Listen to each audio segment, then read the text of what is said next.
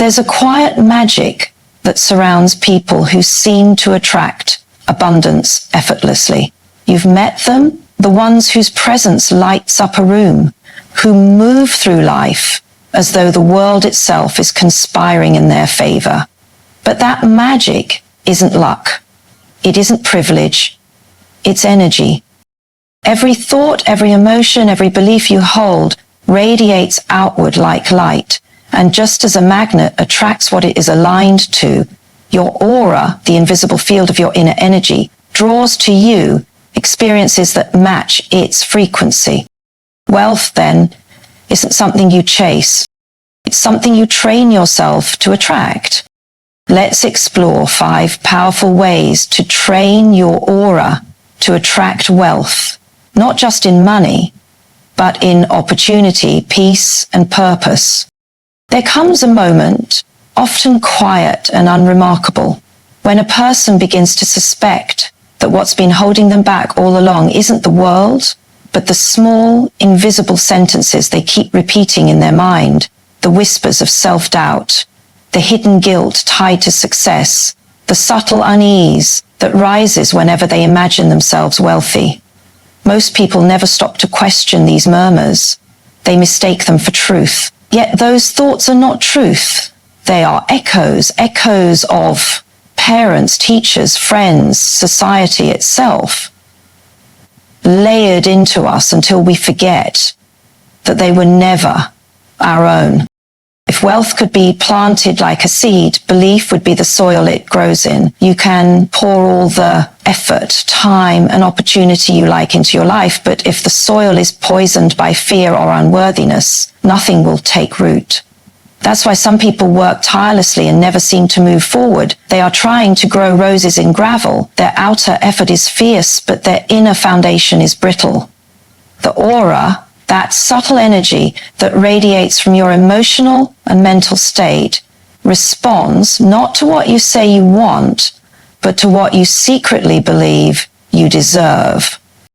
Imagine 2 people standing before the same door of opportunity. One sees it and thinks, this is meant for me. The other thinks, people like me never get this lucky. The first walks through. The second hesitates, doubts, and turns away. The difference between them is not talent or luck. It is belief. Our aura broadcasts our convictions like radio waves, and the world, ever responsive, sends back experiences that harmonize with that signal. When you tell yourself, I'm not the kind of person who becomes rich, your energy contracts. You unconsciously sabotage chances, reject help, overlook possibilities. But when you quietly begin to affirm, I am worthy of abundance, something subtle shifts. Your posture changes. You notice openings you missed before. You carry yourself differently, and people respond in kind. Wealth begins not with money, but with an inner permission slip, the courage to believe that prosperity is your natural state, not an impossible miracle reserved for others. Yet belief is not easily rewritten. Many of us inherit our money stories before we can even count coins. Maybe you grew up hearing that rich people are selfish, that money causes problems, that ambition is arrogance. Perhaps you watched your parents struggle, fighting over bills, and you swore to yourself that money was a curse. Those experiences sink deep, like ink in fabric. And unless you consciously cleanse them, they stain every decision you make as an adult. So the first act of transformation is awareness. Take a quiet hour with a notebook and write down everything you've ever heard, feared, or assumed about wealth. Don't censor it. Don't make it sound noble. Just spill it out. Every ugly, honest thought. Money changes people. I'll never be good with finances. If I get too successful, people will hate me. Then, beside each belief, ask one simple question. Whose voice is this? You will find, more often than not, that the voice isn't yours. It belongs to a teacher, a parent, a friend, or a culture that valued humility so much it confused it with smallness. The moment you recognize a belief as inherited, you reclaim power over it. You stop being its prisoner and start being its editor. Take Sarah Blakely, who once sold fax machines door to door before founding a company that made her a billionaire. She said her father asked her every night at dinner, "What did you fail at today?" He was teaching her that failure wasn't a verdict, it was a sign of bravery. Her belief system didn't punish mistakes, it celebrated effort. That one shift in her inner narrative became the foundation of her fortune. Where others saw rejection, she saw resilience. That's how belief shapes reality. It alters the meaning of every experience before it even happens. When you recalibrate your inner beliefs, you are not pretending to be rich while secretly feeling poor. You are teaching your energy to harmonize with abundance, to expect it, to feel safe with it, to hold it without fear of loss. The aura trained in this way becomes a quiet invitation to prosperity. People sense it. They are drawn to it. Opportunities align with it, not because of mysticism, but because of magnetism. Start small. The next time you receive money, even a tiny amount, don't shrug it off. Don't say, "It's nothing." Say thank you. Gratitude affirms your worthiness to receive. When you pay bills, instead of grumbling, say, "I'm grateful to have the means to take care of this." It sounds simple, almost naive, but such small adjustments begin to shift the emotional charge you attach to money. The aura expands with gratitude. It shrinks with resentment. Another powerful step is visualization, but not in the shallow sense of picturing cars or mansions. Picture yourself handling wealth with integrity, generosity, and calm. Imagine using money as a tool of kindness, as a force for good. When your mind associates abundance with compassion rather than greed, your resistance dissolves. You stop fearing that money will corrupt you because you have already trained your energy to see wealth as an expression of love. Science even echoes this truth. Neuropsychologists have found that our brains are pattern recognition machines. When we consistently focus on scarcity, the brain filters the world to confirm it. It notices every price tag, every obstacle, every reminder of lack. But when we focus on possibility and gratitude, the brain begins to identify opportunities and solutions we'd previously ignored. Belief literally changes perception. Your aura, in turn, reflects this new awareness, and the world mirrors it back to you. Still, there will be days when doubt creeps in, when you hear the old voices whisper, "Who do you think you are?" That's when you remind yourself that belief is not a switch, it's a practice. The soil must be tended daily. You can't plant new seeds and expect roses tomorrow, but if you nurture them, water them with affirmations, protect them with boundaries, they will bloom. And once they do, they'll keep spreading, because confidence, like wealth, is self-perpetuating. There's a story about a woman who, after years of barely surviving, decided to change one thing, the way she spoke about money. Instead of saying, "I can't afford it," she began to say, "It's not a priority right now." That single phrase shifted her from helplessness to choice. Within a year, she had started a small business. 2 years later, she was mentoring others. Her external circumstances caught up with her internal transformation. She had trained her aura to broadcast power, not poverty. And perhaps that's the heart of it. Wealth is not merely numbers in a bank account. It's the vibration of self-trust. When you believe that abundance is natural and that your purpose aligns with prosperity, your energy changes. The way you walk into a room, the way you negotiate, the way you dream. Others can sense it, though they can't name it. They call it confidence, charisma, luck, but it's simpler than that. It's belief. Alive, luminous, and magnetic. Recalibrating your inner beliefs isn't about greed, it's about freedom. The freedom to live without the constant ache of lack. The freedom to create, to give, to rest. Wealth, when born from healthy belief, doesn't enslave, it liberates. So when you train your aura for abundance, you are not chasing gold, you are cultivating worthiness. And in that worthiness lies the quiet, radiant power to draw in everything you once thought was beyond your reach. Most people live their lives as though emotion were an afterthought, something messy to be hidden behind logic and practicality. Yet emotion is the heartbeat of every creation, the invisible current that turns ordinary thoughts into living reality.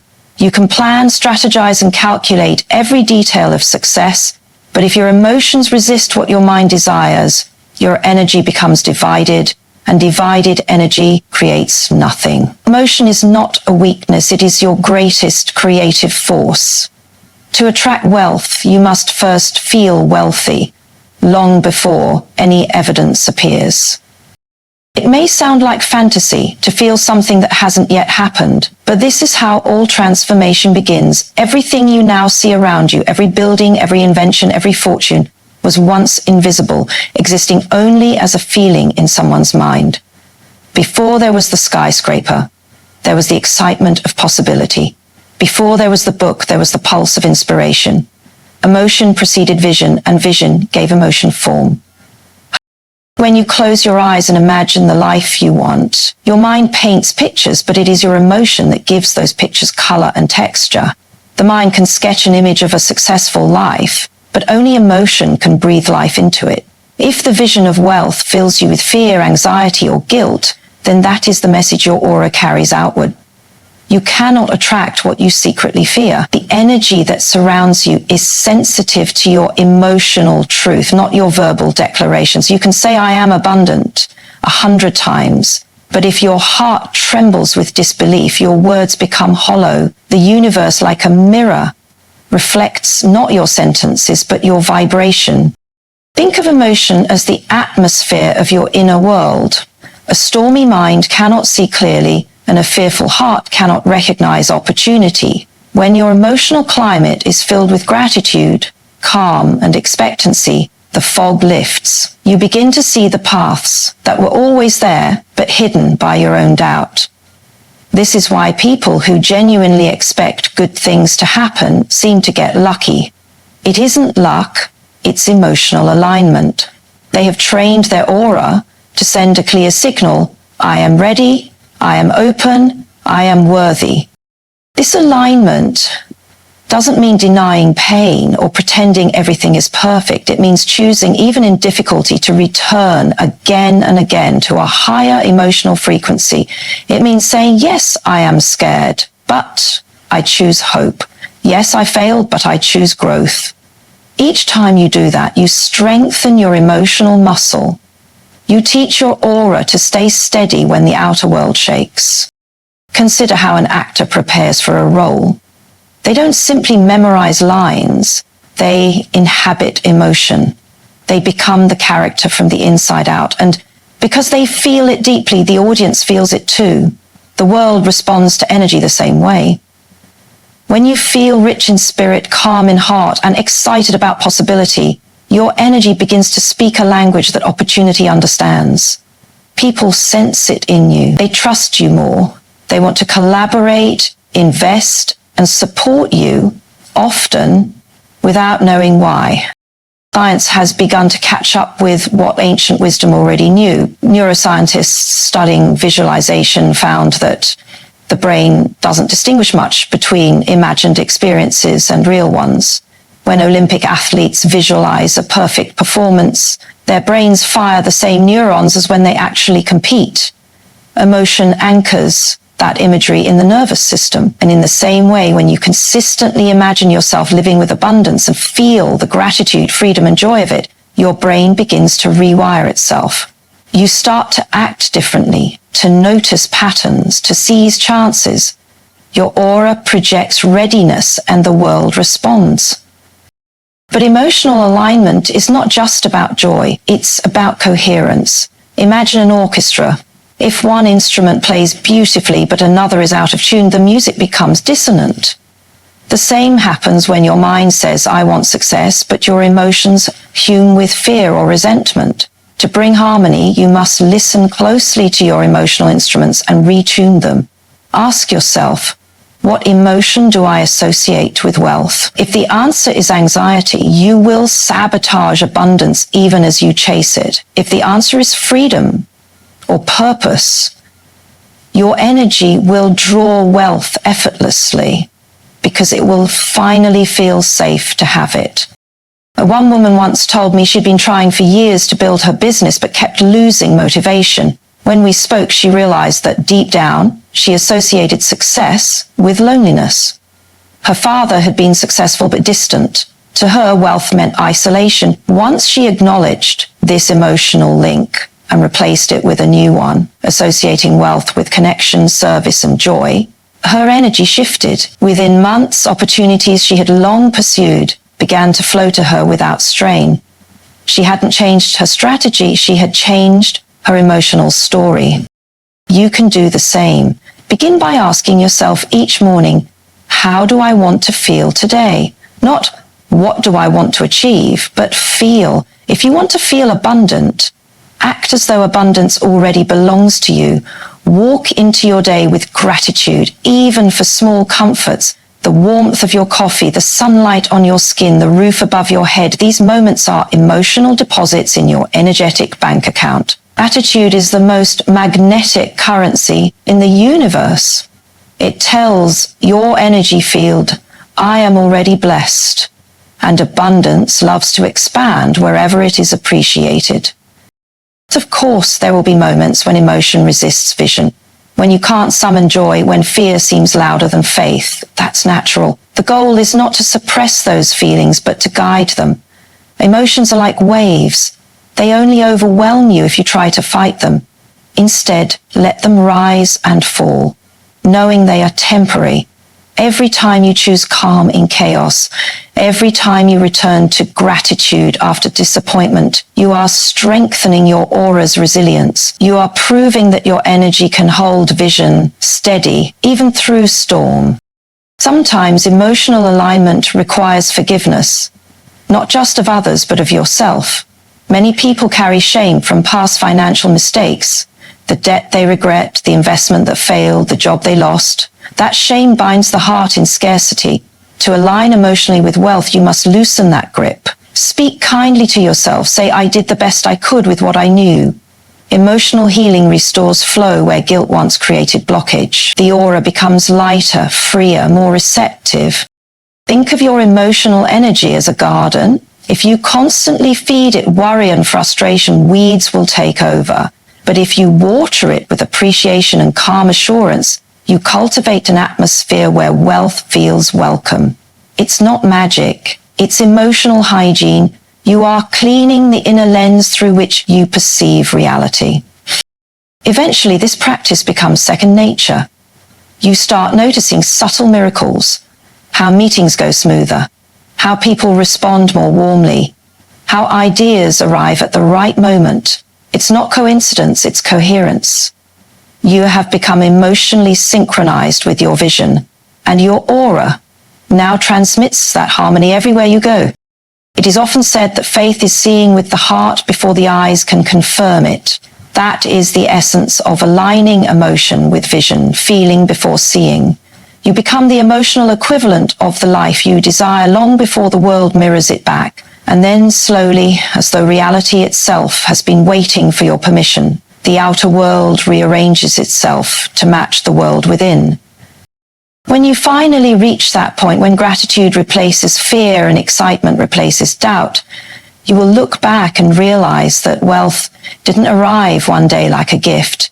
It was growing inside you all along, nourished by the feelings you chose to cultivate. The vision simply followed where emotion led. There is a quiet truth most people overlook. Your energy is constantly absorbing the world around you. Every voice, every conversation, every room you enter leaves an imprint on your inner atmosphere. You might believe your thoughts are entirely your own, but much of what hums within you is an echo of the environment you keep. Protecting your energy is not selfish, it is survival. Just as a flame cannot burn in a storm, your aura cannot radiate abundance in chaos. The people you surround yourself with, the media you consume, the spaces you inhabit, all of it either nourishes your spirit or drains it. There are those who walk into a room and feel their joy fade, though nothing in particular has gone wrong. That's energy. Every human being carries an unseen weather. And when you stand too long under someone else's storm, you begin to forget your own sunlight. You start mirroring their fears, their bitterness, their sense of limitation. Slowly, imperceptibly, your aura shifts to match theirs and you begin to think smaller, speak harsher, expect less. That is the danger of an unguarded environment. It can shrink your imagination without you even noticing. Think about the last time you spent a few hours with someone who constantly complained. Didn't you leave that interaction heavier, as if their dissatisfaction had settled into your bones? Now recall a moment with someone whose presence made you feel calm and alive. You probably left that exchange taller, lighter, more hopeful. That is the power of vibrational contagion. Energy is exchanged in every interaction, whether you believe in it or not. It's not magic, it's resonance. You tune to what surrounds you. This is why it's not enough to simply want abundance. You must place yourself where abundance feels natural. If you spend your days among people who scorn success, who treat ambition as vanity and optimism as foolishness, your aura will learn to dim itself to fit in. But if you stand among those who celebrate growth, who speak with purpose, who see wealth as a tool for goodness, your energy will rise to match theirs. You will begin to think and act in ways that attract prosperity rather than repel it. Even science nods to this truth. Harvard's long-term study on social networks found that happiness, and by extension success, spreads through human connections much like a ripple in water. When someone within your circle becomes happier or more fulfilled, your own chances of happiness rise. The same is true of negativity. The emotional states of those closest to you can influence your own by up to 30%. That means your environment is not just a backdrop to your life, it is an active participant in your destiny. There is an old saying that if you sit by a fire long enough, you start to smell like smoke. The same goes for the people you spend your time with. Their mindset becomes your scent. That's why protecting your energy is not about isolation, it's about discernment. You do not need to cut everyone off, but you must learn to guard the gates of your spirit. Not every voice deserves a permanent seat in your mind. Start by observing your environment with honesty. Notice how you feel after certain conversations or activities. If you consistently leave a place feeling smaller, dimmer, or uneasy, that is not coincidence, it's communication. Your energy is telling you, this does not serve me. Trust that signal. It's your intuition trying to lead you towards spaces where you can expand rather than contract. There was once a man who loved to paint, but he spent his days surrounded by people who mocked his dreams. Art won't pay the bills, they said. You'll starve before you sell a single piece. For years he believed them. His brush grew dusty, his creativity dulled. One day, tired of the dull ache of regret, he moved to a new city. He rented a small studio above a cafe where artists gathered to share work and encourage one another. Within months, his inspiration returned. Within a year, he was selling paintings. What changed? Not his talent. It was his environment. The company of believers awakened his own belief. Protecting your energy also means becoming selective with what you consume. The music, the shows, the scrolling feeds, all of it enters your subconscious and teaches your aura how to feel. If your mornings begin with outrage and gossip, your energy will reflect that chaos. But if you begin with silence, gratitude, or uplifting words, your aura starts the day like a calm sea, steady and clear. You owe it to your dreams to feed your mind what strengthens it, not what starves it. And then there are physical spaces, the rooms where you sleep, work, and dream. Clutter, noise, and neglect all carry energy. A chaotic room mirrors a chaotic mind. Take time to cleanse your space, not with superstition, but with intention. Open windows, let sunlight spill in. Surround yourself with symbols of what you wish to attract. Order, beauty, peace. When your surroundings align with calmness, your thoughts begin to mirror that calmness and your aura naturally brightens. There is also the matter of boundaries.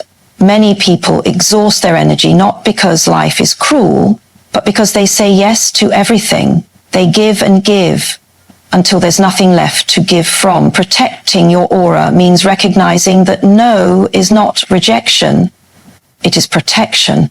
It is the act of preserving the energy needed for your purpose.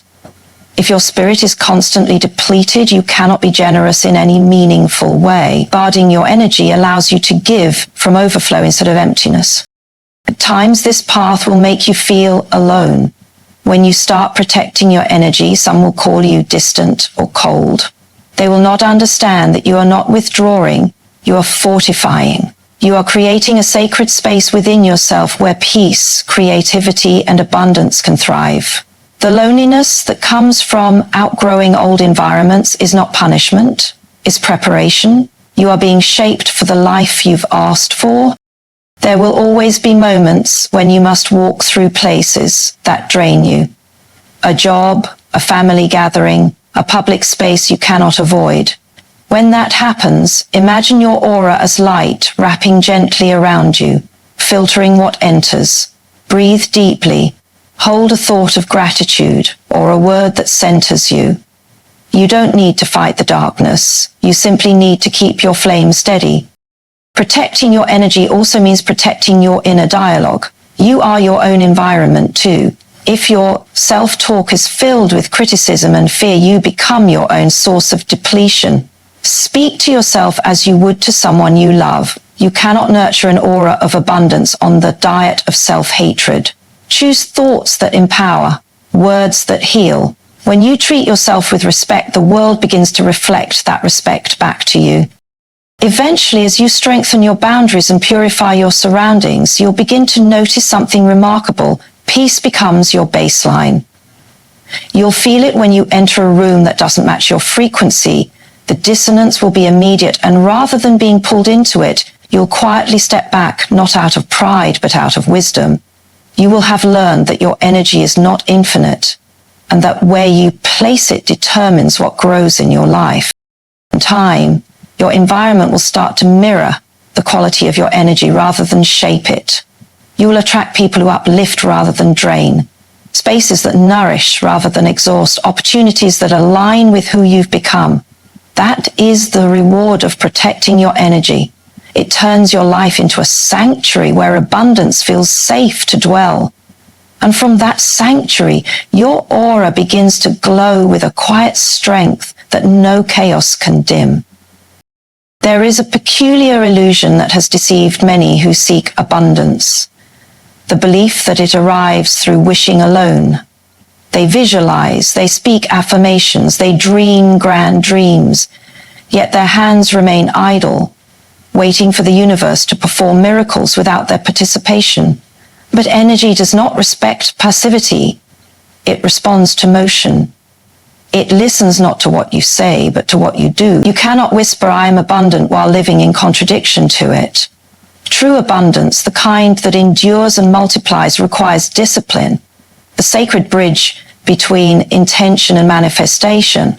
Discipline is the language through which your energy communicates commitment to the universe. To act in harmony with abundance means to behave as though your goals already deserve respect. Every small choice, how you spend your time, how you handle money, how you respond to difficulty, either strengthens or weakens the energy you broadcast. People think abundance is born from luck or talent, but it's more often the quiet result of consistent alignment. The aura that attracts wealth is steady, focused, and honest. It cannot be built on half-hearted effort. There's something deeply powerful about a person who keeps promises to themselves. Each time you follow through, wake when you said you would, finish the task you began, save a portion of what you earned, you build inner credibility. That credibility becomes energy. It vibrates outward as confidence. Others can sense it, though they might call it trustworthiness, leadership, or presence. But beneath it all is something simpler: discipline transforming into magnetism. Think of abundance as a river. It's always flowing, but if your actions are scattered, your energy acts like a broken dam, leaking in all directions. When you practice discipline, you gather that energy into one powerful current. Focused energy cuts through resistance. It builds momentum.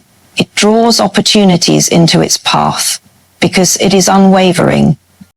There's an old truth that life rewards those who prepare for what they desire. The farmer who tills the soil before rain doesn't summon the weather. He aligns himself with it. When the rain finally comes, he's ready to receive. Acting in harmony with abundance is exactly that, living as though the rain is certain. You save, you learn, you plan, you act, not because success is guaranteed, but because you trust that when the moment arrives, you will be ready. Discipline doesn't always feel glamorous. It often looks like repetition, like doing the unexciting things no one praises you for. It's showing up on the days when inspiration has abandoned you. It's choosing consistency over chaos. Yet there's something quietly magical about those invisible acts of devotion. They shape your aura into something solid, something the universe can rely on. Energy flows towards stability. Abundance cannot build itself on an unsteady foundation. I once knew a woman who wanted to start a business, but spent years waiting for the right time. Every few months she'd grow excited, sketch a few plans, then lose motivation when obstacles appeared. One day she decided to commit, to treat her dream like a real job even before it paid her. She woke early each morning, worked for hours, even when progress felt invisible. Within a year, she wasn't just dreaming about success, she was living it. Her circumstances hadn't changed overnight, but her behavior had. Her discipline announced to the world, "I am ready," and the world responded in kind.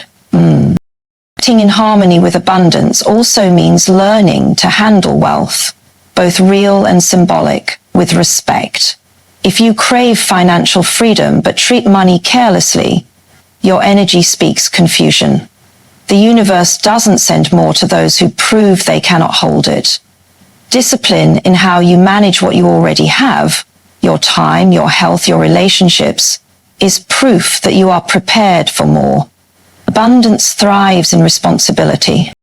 There's a misconception that discipline limits freedom. In truth, it's what creates it. The person who controls their impulses, who manages their time and thoughts, who builds structure around their dreams, is far freer than the one drifting wherever emotion leads. Discipline is not a prison, it's protection. It shields your energy from chaos and keeps your focus sharp. When you act with order, you tell the universe that your desires are sacred, not casual whims. At its core, discipline is love made visible. It is saying to yourself, "I care enough about my future to act on it."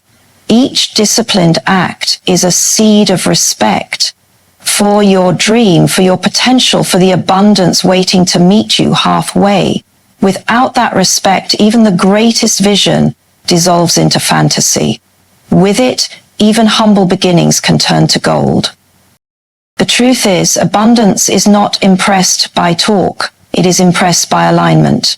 You cannot claim to want health while neglecting your body, or wish for wealth while drowning in avoidance. The energy of the universe is literal. It mirrors the energy you embody. To attract abundance, you must behave as abundance behaves, with purpose, with clarity, with flow. When you start living this way, something remarkable happens. The need for external validation fades. You no longer chase outcomes in desperation. You trust the process because you know your actions are already creating momentum beneath the surface. Every step you take, no matter how small, hums with energy. You begin to feel abundance before it arrives, and that feeling becomes a signal, a beacon that draws matching circumstances toward you. It's easy to envy those who seem effortlessly successful, but if you could see behind their achievements, you'd find years of disciplined alignment. The athlete who wins the gold has trained long before the spotlight ever found them. The author whose book inspires millions wrote through countless days of silence and self-doubt. The entrepreneur who built an empire made hundreds of uncelebrated choices that shaped their destiny. Success is simply the visible bloom of invisible discipline. If you ever doubt whether your efforts matter, remember this. Energy never disappears. Every disciplined act accumulates like drops filling a well. You may not see the water rise each day, but it does. And one morning, when you least expect it, you'll find your life overflowing with the abundance you've been preparing for all along. To act in harmony with abundance is to live as if the future you desire is already taking shape. It means showing up every day with gratitude, commitment, and faith that your consistency is not wasted. Discipline transforms energy into form, dreams into reality, potential into proof. When your actions and intentions move in the same rhythm, the universe listens and answers in kind. There is a certain irony in how many people chase wealth while clutching tightly to what little they have. They imagine that the path to abundance lies in hoarding, in guarding every coin, every opportunity, every advantage, as if generosity were a leak in their fortune. Yet the truth is quite the opposite. Energy that is kept stagnant begins to decay. Money, love, kindness, these are forms of energy, and all energy must move. To give is not to lose. It is to circulate. And in circulation, energy grows stronger, wider, and more radiant. The aura of a generous soul is unmistakable. It feels warm, magnetic, alive. Such a person walks into a room and alters its temperature, not with extravagance, but with openness. Their energy says there is enough. That belief alone expands their field, attracting more of what they already embody. Generosity is not measured by the size of the gift, but by the spirit behind it. A single act of true giving can shift one's entire relationship with abundance. Think of nature. Rivers do not hold back their water, fearing it might run out. They flow freely, and in doing so, they stay alive. The oceans never cling to the rain. They release it as clouds that later return. Circulation sustains everything that thrives. When you give generously, you join that rhythm. You become part of a current that feeds both you and the world around you. The energy you release returns, not always in the same form, but always multiplied. There's an old saying that what you give with fear diminishes you, but what you give with joy expands you. The difference lies in the energy you attach to the act. When you give out of guilt or obligation, your aura constricts, but when you give with gratitude, when your offering says, I have more than enough to share, you send a powerful message to the universe. You affirm your trust in the flow of abundance, and that trust itself is magnetic. I once met a teacher who, despite modest means, always found ways to give time, advice, encouragement, sometimes even her last few coins. Her students adored her, not because she was wealthy, but because her presence felt rich. Years later, when hardship struck, it was those same students who rallied to her side, opening doors she never could have imagined. Her earlier generosity had planted seeds that bloomed in her moment of need. The universe remembered, as it always does. Generosity at its deepest level is not only about money, it is about attention, empathy, and willingness to contribute your gifts to the greater good. When you share your wisdom, your time, your encouragement, you are investing energy into others, and energy invested in love never vanishes. Every genuine act of giving enlarges your aura's reach, creating invisible bridges that connect you to opportunities, relationships, and blessings you could not summon by force. Some people give only when they feel secure, waiting until their own cup overflows, but abundance does not work that way. The cup overflows because we pour. The act of giving creates the very flow we wait for. When we loosen our grip, energy moves again, and life responds in kind. Even a small act, tipping a stranger, helping a friend, speaking words of encouragement, can ripple outward in ways we may never see. Of course, generosity requires discernment. It is not about emptying yourself until you are drained. It is about circulating energy, not depleting it. The healthiest rivers have both inflow and outflow. Give without resentment, receive without guilt. When both movements exist in balance, your aura becomes a channel through which abundance moves freely. It takes courage to give in a world built on scarcity. Fear whispers that there isn't enough, that giving means losing, that someone else's gain is your loss. But those who truly understand energy know that abundance expands only when shared.